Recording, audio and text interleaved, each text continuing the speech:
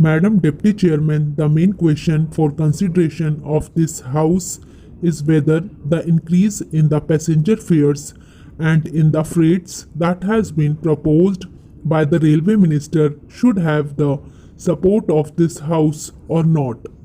I have been listening with some interest to the speeches so far made, and they are all unanimous on one point, namely that there should be no increase, particularly so far as the second class passengers are concerned.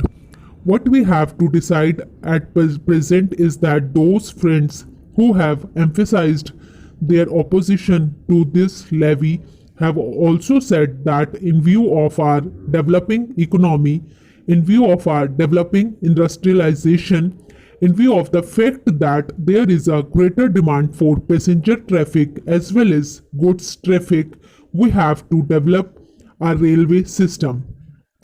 We have to see that we increase our lines. We have also to see that we double our lines.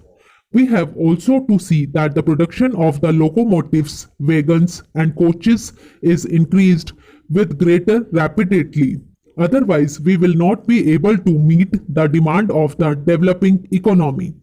It is also agreed that according to the recommendations of the Pay Commission, we all feel that our workers, our laborers are entitled to DA, which will be to the tune of rupees 12 crores. There are no two opinions about it. It is also demanded that so far as amenities to the workers are concerned regarding their privileges and concessions or the repairs to the stock are concerned, there is very urgent need that we should see that our workers do not strain themselves. An engine driver should not be asked to do work for more than 12 hours. Similarly, others in the railways should also have further concessions so far as leisure, rest, and leave are concerned. It is also agreed, and it has been emphatically stressed on all hands, that the second class passengers are not getting amenities which they should get. The greater portion of the income comes from the second class passengers, and the position is that they are not getting their dues by way of rest and comfort which are necessary for them. I appreciate that effort is being made, that so far as sleeping, accommodation and provision of fans to the second class passengers are concerned, something is being done. But this does not touch even the fringe of the problem, and when we see the second class passengers huddled together like cattle, not even having sufficient air to breathe in, we feel that there is something seriously wrong with our railway administration. We have also to see that the shortage that we had about the supply of wagons to the coal mines and to our steel industry is not there.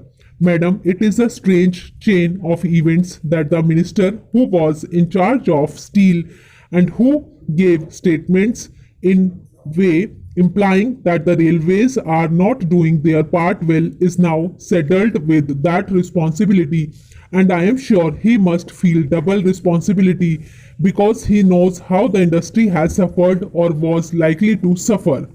As a Minister of Steel, he charged the Railway Ministry of not doing things which should have been done. So now these are the problems that we have to meet, and the question arises how to meet them. I quite understand that there could be some economy affected in administration. I could also understand that by tightening the administration and seeing that there is not so much of ticketless travel, we could improve the position. I could also understand that by taking effective measures regarding the new responsibility which Parliament has placed on the shoulders of the Railway Department, namely the liability of a common carrier for goods for which they have provided rupees 2 crores, and by having all these things in mind, there could be some reduction in expenditure. But I do not think that reduction would be of a value sufficient to meet the increasing demands of the railways. That is the problem. It is true that it will be hard to increase any fare.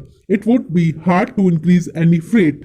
We do realize and we do appreciate it, and as representatives of the people, we do feel every day that our people are being taxed more and more. As regards freight, madam, my own view is that so far as food articles are concerned, this proposal should be modified just as there has been a modification in the case of giving encouragement for exports and in certain other respects. Similarly, I feel that so far as food articles are concerned, the proposal should be modified, and on the other things, these freights may continue as proposed. In this way, the danger that has been pointed out by honorable members, and to a certain extent correctly, that if the prices of food articles go up, that would create difficulty, would be avoided. Mr. Vice Chairman, knowing the honorable mover of this resolution to be a good parliamentarian, I had expected that he would place before the House all sides of this problem.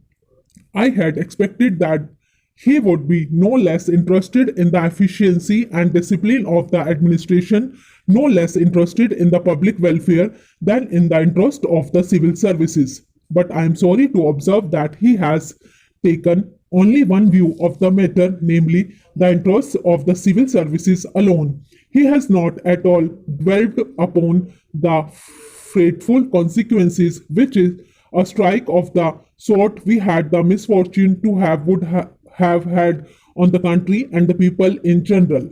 He has spoken, no doubt, in measured tones, unlike the honorable member who sat to his right in the morning and who raised a shout wanting to make up by sound what his arguments lacked in force. I wish to submit to this House that it would be incorrect and it would be imprudent for this House to accept this resolution.